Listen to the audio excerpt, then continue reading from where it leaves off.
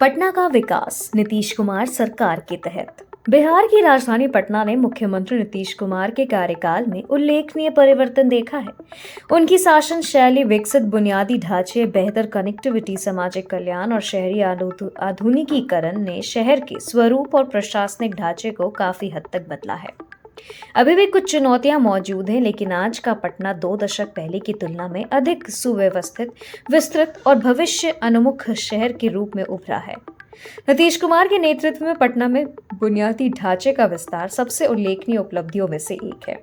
प्रमुख सड़कों, पुलों और फ्लाईओवरों के निर्माण ने पहले से ज्यादा भीड़ वाले इलाकों को जाम को कम किया है। Elevated road, multi lane corridor और गंगा नदी पर नए पुल जैसे प्रोजेक्ट्स ने शहर के भीतर और बाहर की कनेक्टिविटी को मौजूद किया है। इन विकास कार्यों ने न केवल यात्रा समय को कम किया, बल्कि अंतर जिला परिवहन को सुचारू बनाया है। सरकार ने पटना को आसपास के जिलों से एक्सप्रेसवे और बेहतर राज्य मार्गों के माध्यम से जोड़ने पर लगातार ध्यान दिया है।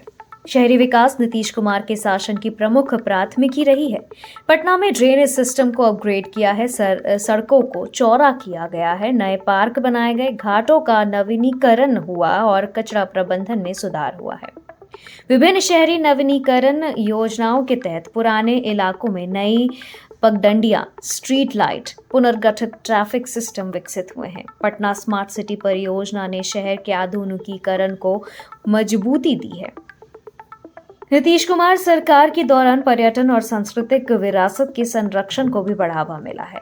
बौद्ध, सिख और प्राचीन भारतीय धरोहर के केंद्र के रूप में पटना की पहचान को मजबूत करने के लिए ऐतिहासिक स्थलों का नवीनीकरण, रिवर फ्रंट का सौंदर्यीकरण और प्रमुख आकर्षण स्थलों के आसपास बेहतर सुविधाएं विकसित की गई हैं।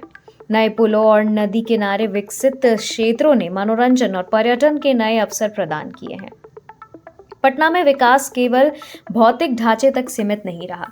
नीतीश कुमार ने महिलाओं, बुजुर्गों, छात्रों और आर्थिक रूप से कमजोर नागरिकों के लिए कई कल्याणकारी योजनाएं लागू की।